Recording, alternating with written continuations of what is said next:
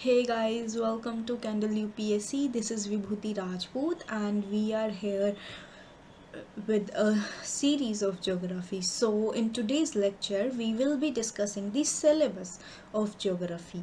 Okay, so let's get started. So friends, I will be teaching you geography for 30 to 40 lectures, and after the completion of geography we will be starting with the environment, and disaster management will be covered within this only. So why I am discussing these three topics? Because these are interlinked with each other. Okay, so जैसे आप first GS paper 1 में देखोगे, so you will be having question 13 to question number 20 of geography. Okay, so that is one of the important subject. Similarly, अगर आप GS paper 3 की बात करते हो तो disaster management and environment plays an important role there. Okay, so do you have any basic idea that prelims में कितने question आते हैं geography and environment से? So nearly there are, from geography there are 14 to 15 question nearly. Okay, and from environment there are 8 to 10 questions. Okay, सो अगर आप in total देखोगे तो you will get 20 to 23 questions from this portion. तो अगर आपके prelims में 100 questions में से 20 to 23 क्वेश्चंस इन सब्जेक्ट्स में से आ रहे हैं, तो what it means this is very much important. Okay, so in 20 to 23 questions में से भी nearly 20 questions are very much easy which you can easily do. Okay, एक दो क्वेश्चंस डिफ़िकल्ट आते हैं, that two is from coral reef से question आ जाता है. So, and now map questions. So in 20 to 23 questions में से 4 questions are usually from map. Okay, so किस टाइप के क्वेश्चन आते हैं? लाइक एक क्वेश्चन तो इनमें से पक्का है कि या तो question will be from Mediterranean sea और the question will be from West Asia. Okay, like what are the countries surrounding the Mediterranean Sea, what are the countries in West Asia. So इस type के questions हैं. So you should do these two topics very clearly, because आपको पता है इस topic में से एक question तो पक्का आना है, तो इसको अच्छे से करके जाओ. Okay, और दो questions will be from current affair का क्वेश्चन आ जाता है, हिस्ट्री से इंटरलिंक करके क्वेश्चन पूछ लेते हैं. Okay, so next comes the Atlas. आपको कौन सी एटलस लेनी है? So you should buy Oxford student Atlas. Oxford teachers Atlas भी आती है, but you should have student atlas. Now some student, some people suggest ki to buy Orient Black Swan atlas, but that too is important if you are having geography as your optional subject. But अगर आपको prelims और GS की preparation करनी है तो Orient black swan लेने की ज़रूरत नहीं है. वाई? बिकॉज उसमें बहुत सारी इंफॉर्मेशन है, that is not essential. Okay, so you just go with Oxford student Atlas, that two is in red colour में आती है जो. ओके, सो बट अगर आपके पास कोई और एटलस है तो आप उसके साथ भी वर्क कर सकते हो. And we will be providing you PPT or the PDF, which will be very much important from your prelims point of view कि last moment पे आप फटाफट से PDF से पढ़ लो. But for means you should make your notes. Just make your notes with us, that will be more than enough. Notes, because at last आपको mains में answer writing ही करनी है, तो जितना ज़्यादा लिखोगे उतनी ही ज़्यादा आपकी प्रैक्टिस होगी. मैप्स बनाने की practice, diagrams are very much important in this paper. So just make notes with us. Now people ask that which newspaper we should go with, so you should read The Hindu. अब ये आपको पूरा the Hindu नहीं पढ़ना है, you should read only those topics which are important from your syllabus point of view. इसीलिए बच्चे क्या करते हैं, समझ नहीं पाते हैं कि कौन सा हम टॉपिक पढ़ें, कौन सा छोड़ दें, बिकॉज उनको सिलेबस ही नहीं पता होता अपना. सो इसीलिए बोलते हैं कि सिलेबस आपके टिप्स पर होना चाहिए. बिकॉज अगर आपको सिलेबस पता है तो आप न्यूज़पेपर रीडिंग करके बता सकते हो कि हाँ ये तो सिलेबस का पार्ट है, तो हमें ये चीज़ रीड करनी है, ये चीज़ नहीं पढ़नी है. ओके, सेकेंडली जो आप लोग स्पीशीज़ के नेम्स लर्न करते हो, like there are so many discoveries, तो हर एक चीज़ पढ़ना इंपॉर्टेंट नहीं होता है।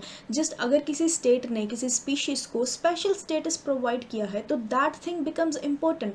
हर चीज़ को रट्टा नहीं मारना है, just go with the flow, जो जो चीज़ आपके लिए इम्पोर्टेंट है बस वही चीज़ें पढ़नी है, इसीलिए सिलेबस को जानना बहुत ज़रूरी होता है। Okay, so now we will be discussing our syllabus. The first part of our syllabus is salient feature of world's physical geography। ये अपने आप में syllabus का 50% है। 50% of the syllabus एक लाइन में बता दिया उन्होंने। The salient feature of world's physical geography, what does it means? What is physical geography? क्या होता है physical geography? Like अगर आप coastal region में रह रहे हो और I live in Himachal Pradesh, hilly region, तो यहाँ की फिजिकल ज्योग्राफी कैसी होगी? हिमाचल में rocks will be mountainous rocks, okay. Coastal region में रॉक्स कैसी होंगी, वहाँ का एटमॉस्फेयर कैसा होगा, ठीक है, ये सब will be their physical geography. तो फिजिकल ज्योग्राफी में क्या आ जाता है? जियोमॉर्फोलॉजी, जियोमॉर्फोलॉजी और क्लाइमेटोलॉजी, क्लाइमेट कैसा है वहाँ का, oceanography. So these things will be covered in your physical geography, okay। So let us take the example of India। हम इंडिया का एग्जाम्पल लेके सब चीज़ें समझ लेते हैं, okay. India's physical geography has been divided into 4 to 5 parts। First one is what is this? This is the Himalaya, and below Himalaya this is the Great Plains of India,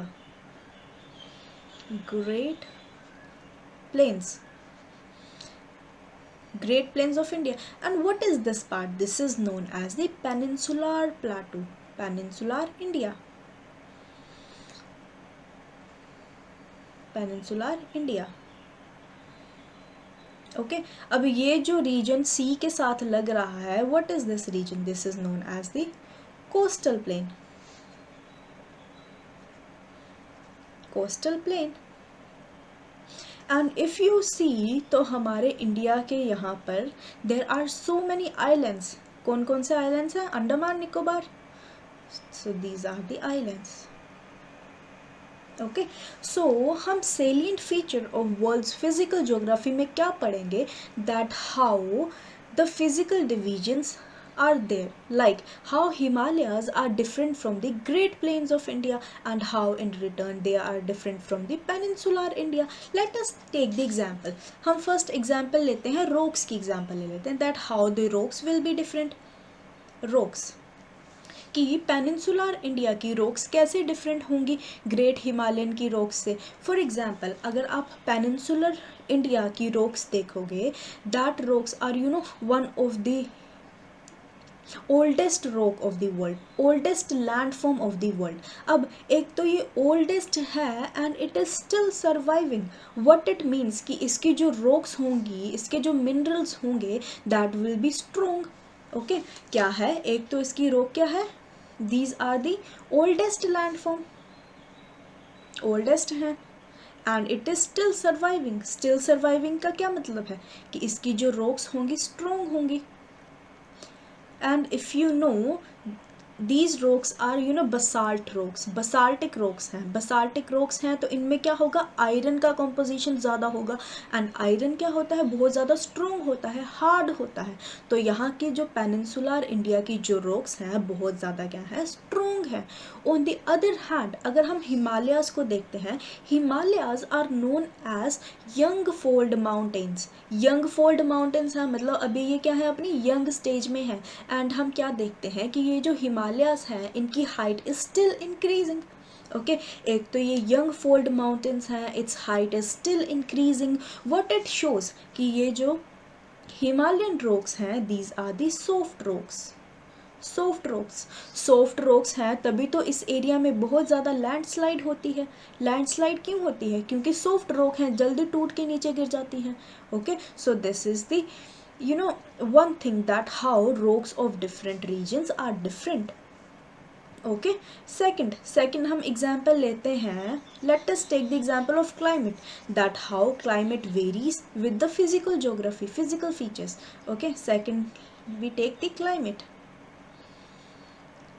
Okay, so if you see from where 0 degree passes, this is 0 degree, and which is this line, this is 23 half north, 23 half north.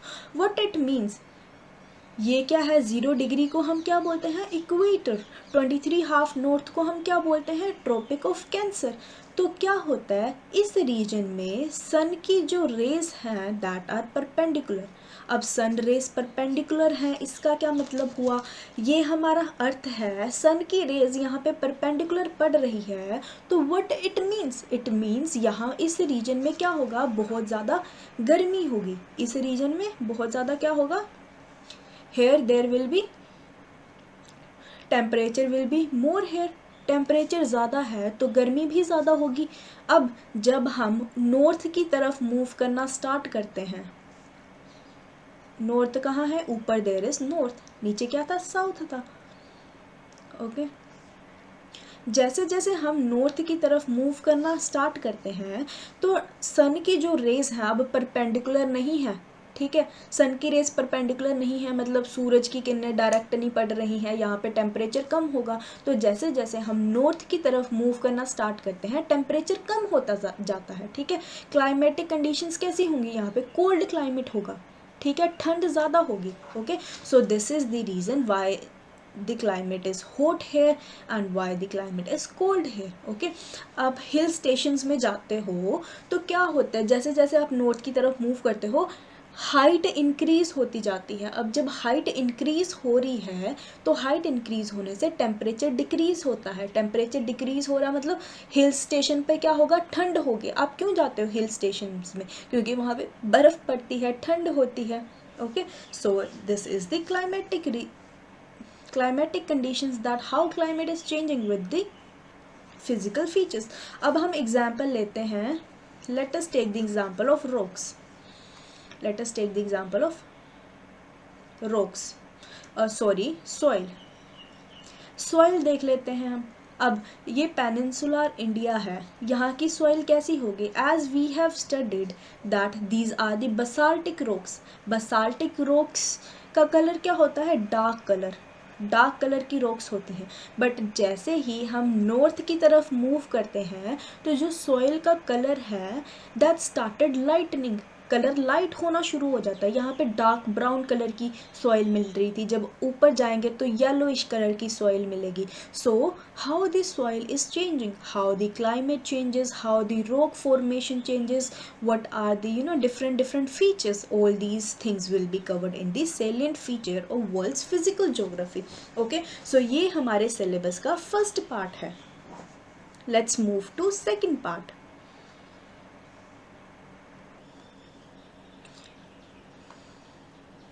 World distribution of resources. So friends, this topic was added in 2013. 2013 में add किया गया है ये topic, that means this is something new topic है। तो यहाँ पर लिखा क्या है उन्होंने, world distribution of resources, but mostly the question is asked from the India's distribution of resources. हर साल प्रीलिम्स में क्वेश्चन आता है that cotton distribution in India, coffee distribution in India, tea distribution in India. Okay, so question is asked mostly from the India's distribution of resources. Okay, so world distribution of resources including Asia and South Asia, इस चीज़ को ध्यान से देखना, Asia and south Asia. Distribution of industries, that how industries are distributed, factors affecting the distribution of industries in the world. अब हम इसको क्या समझते हैं, क्या पढ़ेंगे हम इसमें, that how the industries are distributed, क्यों किसी पर्टिकुलर पार्ट्स में ही इंडस्ट्रीज लगती हैं और किसी पर्टिकुलर पार्ट्स में इंडस्ट्रीज नहीं लगती हैं। ओके, सो ये सब पढ़ेंगे हम। Let us take the example of steel industry. If you want to establish a steel industry, तो आप कहाँ एस्टैब्लिश करोगे, this is steel industry, steel industry. Okay आपको स्टील इंडस्ट्री इस्टेब्लिश करने के लिए सबसे पहले क्या चाहिए होगा, रॉ मटेरियल चाहिए होगा, रॉ मटेरियल।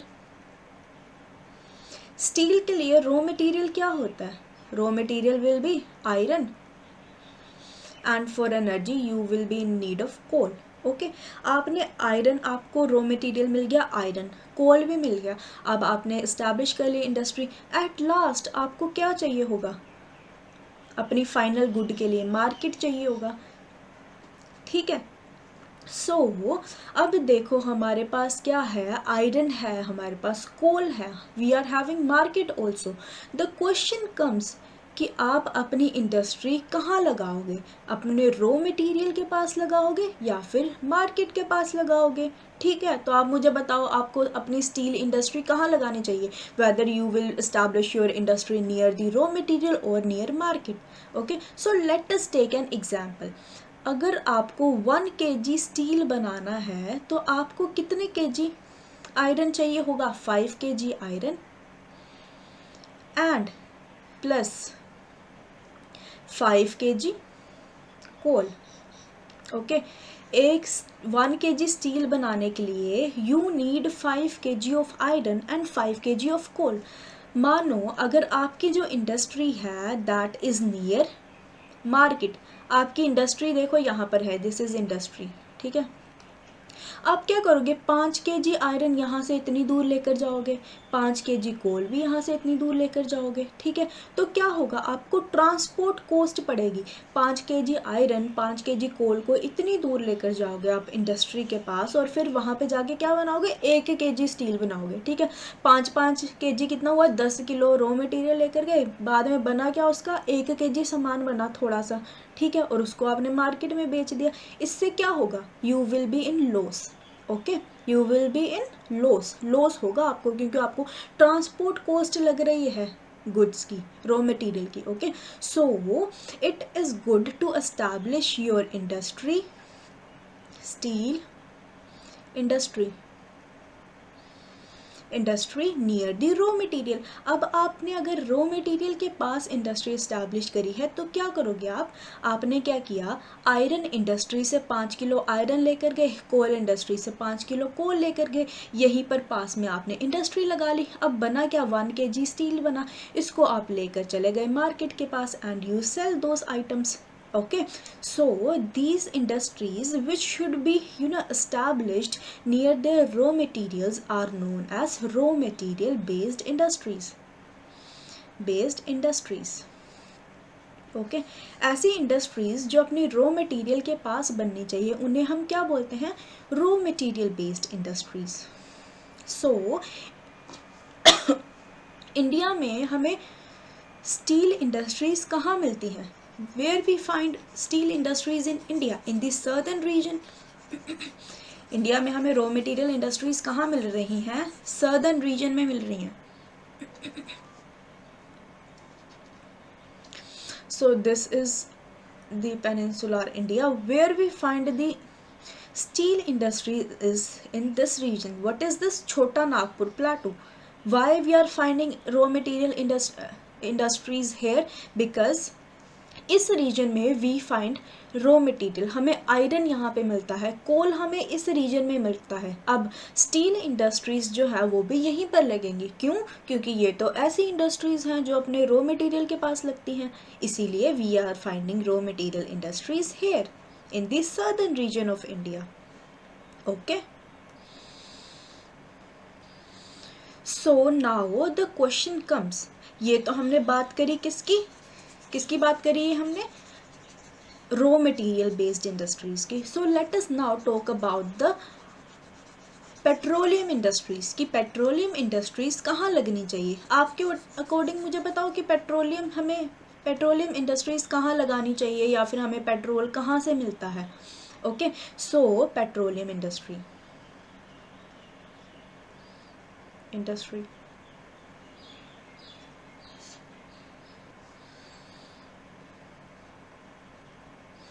हमें पेट्रोलियम कहाँ से मिलता है ये हम कैसे पता करेंगे।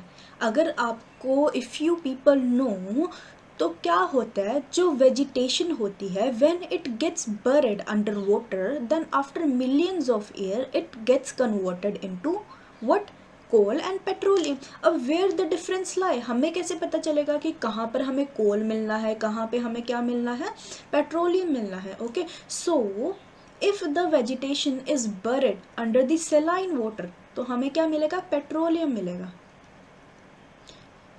On the other hand, if the vegetation is buried under the fresh water, fresh water में vegetation बरी हो तो हमें क्या मिलता है, we will be getting coal there. Okay, so here the difference lie.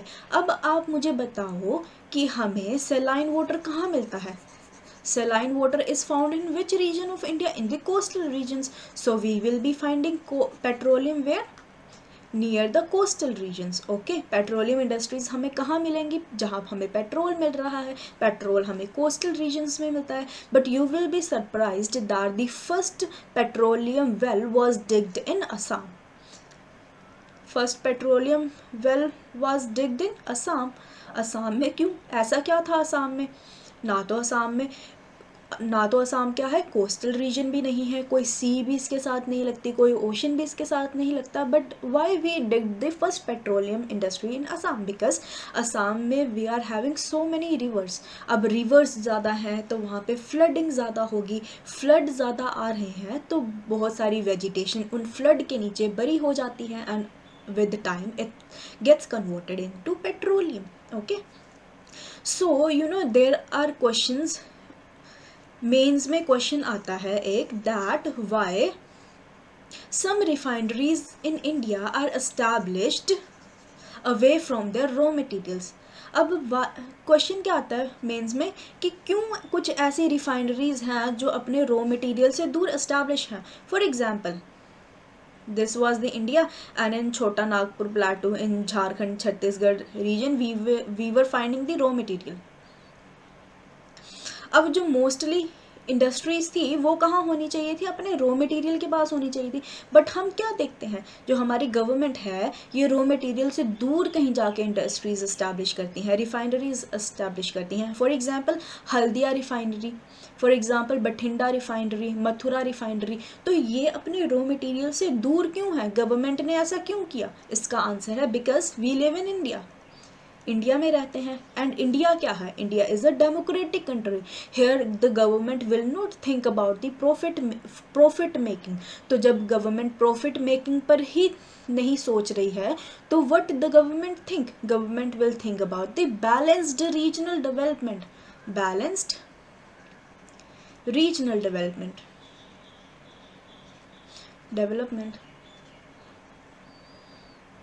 Balanced regional development. अब balanced regional development के लिए गवर्नमेंट को इंडिया के हर एक पार्ट में इंडस्ट्रीज इस्टेब्लिश करनी पड़ेंगी टू मेक द बैलेंस. अब देखो, इंडस्ट्री तो अपने रॉ मटेरियल से बहुत ज़्यादा दूर इस्टेब्लिश कर दी गवर्नमेंट ने, तो ये इंडस्ट्री चलेगी कैसे, ये तो लॉस में हो जाएगी. इसके लिए गवर्नमेंट क्या करती है, इनको सब्सिडीज़ प्रोवाइड करती है टू मेक द बैलेंस, ताकि ये इंडस्ट्रीज चलती रहें.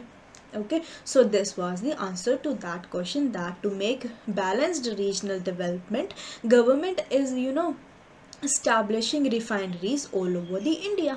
Okay, so all these things will be covered in the distribution of industries. अब हमने पढ़ा distribution of industries की इस वजह से distribution होती है industries की. Okay, so next comes, ये एक पॉइंट तो पढ़ लिया हमने कि पेट्रोलियम इंडस्ट्री यहाँ होनी चाहिए, कोल इंडस्ट्री यहाँ होनी चाहिए. अब कुछ ऐसी इंडस्ट्रीज़ होती हैं जो अपने रॉ मटेरियल पर डिपेंड नहीं करती है, उसकी जो मार्केट वैल्यू होती है वो ज़्यादा होती है. For example the automobile industry, अब ऑटोमोबाइल इंडस्ट्रीज़ में क्या होगा, रॉ मटेरियल की जो कॉस्ट है वो बहुत कम होगी, जो उनकी मार्केट प्राइस है वो ज़्यादा होगी. तो ऐसी इंडस्ट्रीज़ कहाँ पर लगती हैं, अपने मार्केट के पास, जहाँ उसको मार्केट मिलता है वहीं पर ये इस्टेब्लिश होती हैं. तो ऐसी इंडस्ट्रीज़ को क्या बोलते हैं हम, मार्केट बेस्ड इंडस्ट्रीज़.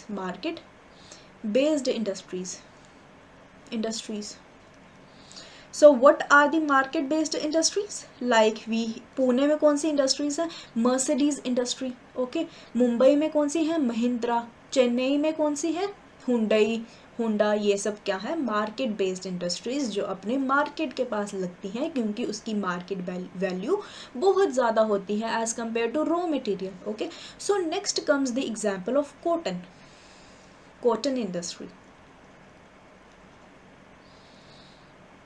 आप बताओ कॉटन इंडस्ट्रीज कहाँ लगनी चाहिए? Where we find cotton industries? In Ludhiana.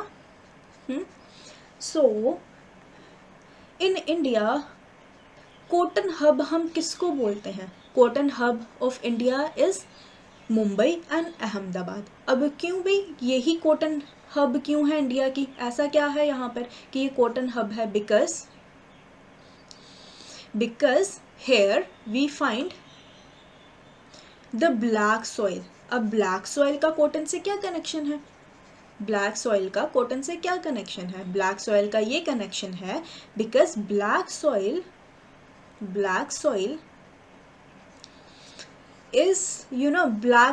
is also known as cotton soil. क्यों? क्योंकि ब्लैक सॉइल की मॉइस्चर ऑब्जॉर्ब करने की पावर बहुत ज़्यादा होती है. ब्लैक सॉइल मॉइस्चर को ऑब्जॉर्ब करती है which is favourable for the growth of cotton. Okay, so यहाँ पे महाराष्ट्र अहमदाबाद वाले रीजन में देयर इज ब्लैक सॉइल है. कॉटन की प्रोडक्शन भी ज़्यादा होगी. More cotton will be grown here. So इसीलिए इसको बोलते हैं the cotton hub of country. And India is the largest textile producer. बहुत सारी कंट्रीज़ में इंडिया का ही कॉटन जाता है. ठीक है, हम क्या करते हैं, बाहर से दूसरी कंट्रीज से कपड़े लेकर आते हैं, बट घर पे आके we people are like sad. Why? Because उनमें लिखा होता है made in India. Okay,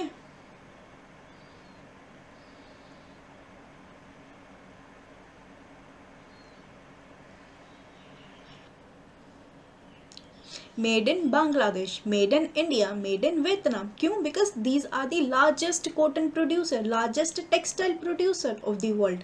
okay, so this is the cotton industry. इसको फर्क नहीं पड़ता कि कहाँ लग रही है, रॉ मटेरियल के पास लगा लो इसको, because 1 kg cotton is also equal to 1 kg the output product.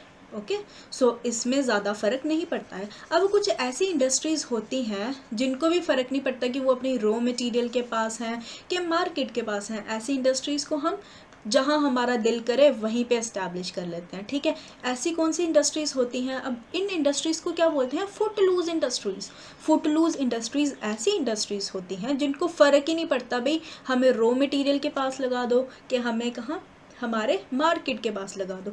ऐसी इंडस्ट्रीज़ होती हैं सॉफ्टवेयर इंडस्ट्री को इस्टेब्लिश करने के लिए अब आपको क्या क्या चीज़ें चाहिए? एक तो आपको क्या चाहिए? रूम चाहिए एक. ठीक है, वहाँ पे कंप्यूटर्स चाहिए आपको. फिर वहाँ पे वर्क करने के लिए आपके एम्प्लॉयज़ चाहिए. ठीक है, तो ये इंडस्ट्रीज़ तो कहीं पे भी इस्टेब्लिश कर लो, इनको रॉ मटेरियल मार्केट से कुछ लेना देना नहीं होता. Okay, so these industries are known as footloose industries. Okay, so all these things will be covered in the distribution of industries. Now the question comes, factors affecting the distribution of industries in the world. अब कौन कौन से factors हैं जो इन industries को affect कर रहे हैं? देखो हमने ना कुछ नहीं पढ़ा, डिस्ट्रीब्यूशन, वर्ल्ड डिस्ट्रीब्यूशन नहीं पढ़ा. ठीक है, इंडस्ट्रीज डिस्ट्रीब्यूशन नहीं पढ़ा, क्यों हमें resources at these particular points ही मिलते हैं, ये भी सब चीज़ें हमने नहीं पढ़ी. But still we can answer this question that what are the factors जो अफेक्ट करेंगे. पहला रीज़न क्या होगा? क्या चीज़ अफेक्ट करेगी? Availability of the raw material. क्या उस जगह पे जहाँ पे हम इंडस्ट्री लगाने वाले हैं, क्या वहाँ पे रॉ मटेरियल्स हैं? क्योंकि कुछ इंडस्ट्रीज़ अपने रॉ मटेरियल के पास लगती हैं. ठीक है, जब वहाँ पे रॉ मटेरियल्स ही नहीं है तो वहाँ पे हम इंडस्ट्री ही नहीं लगा सकते. So what are the factors? पहला फैक्टर क्या होगा? Raw material. क्या वहाँ पे रॉ मटेरियल है? Raw material. सेकेंड फैक्टर क्या होगा? क्या मार्केट अवेलेबल है? Second factor will be market, कि क्या मार्केट है वहाँ पे. ठीक है, थर्ड फैक्टर क्या होगा कि क्या गवर्नमेंट पॉलिसीज़ हमें अलो कर रही हैं. ठीक है, हमारे फेवर में है. ऐसा तो नहीं कि गवर्नमेंट हमें वहाँ पे अलो ही नहीं करती कि आप वहाँ पे फैक्ट्री लगा लो, इंडस्ट्री एस्टैब्लिश कर लो अपनी. So all these are the factors affecting the distribution of industries in the world. Okay, so all these will be studied under this topic. Then हमने क्या पढ़ा था, कॉटन बेस्ड इंडस्ट्रीज। अब government क्या करती है, this is where we found cotton in the Mumbai region. ये क्या है, छोटा नागपुर प्लेटू, जहाँ पे हमें क्या मिल रहा है, coal and iron. This is what we are finding the cotton here. अब government connects these to regions, Mumbai से लेके कोलकाता वाली साइड तक कनेक्टिविटी बनाने के लिए government establishes makes a road, और इस हाईवे को गवर्नमेंट ने क्या नाम दिया, national highway 6। Okay, this is a question of your prelims, national highway 6। Second, Mumbai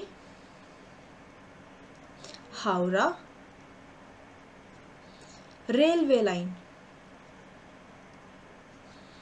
Okay, so these railway lines and national highway is established just to make the connectivity between the raw material resources of India. Okay, so this is important from your prelims point of view, and all these things, this infrastructure, all this is the part of your paper 3, GS paper 3.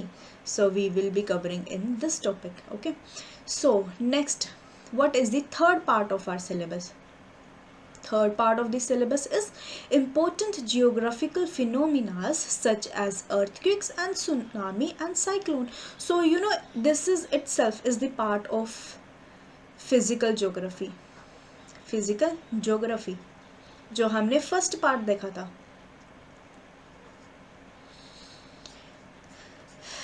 Earthquake, tsunami and cyclone will be covered in which topic? Physical geography. Okay, so fourth topic is changes in geographical features, changes in flora and fauna and its effects.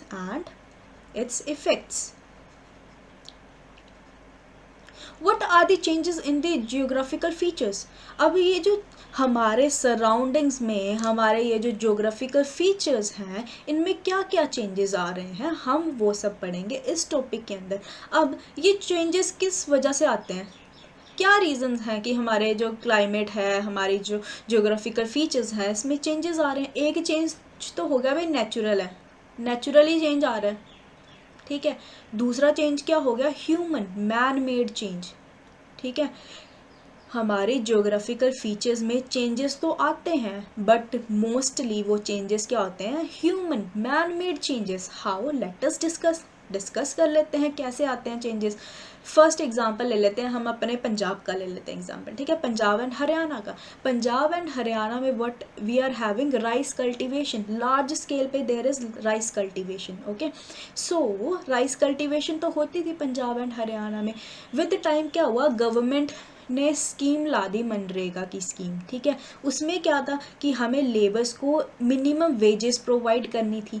सो पंजाब और हरियाणा के farmers ने क्या सोचा कि हमें wages देनी पड़ेंगी, labours को ज़्यादा वेजेस प्रोवाइड करनी पड़ेंगी। So instead of cutting they started burning the rice straws. क्या करते हैं, राइस स्ट्रोज को कटवाने की बजाय वो क्या करते हैं, उनको जला देते हैं। And this burning is on such a large scale which causes the pollution. इतनी लार्ज स्केल पर आप अगर किसी चीज़ को बर्न करोगे या फिर जलाओगे तो उससे क्या होगा, पोल्यूशन होगी। So this is the reason why there is intense increase in pollution in the northern states of the country. Pollution ज़्यादा होती है। अब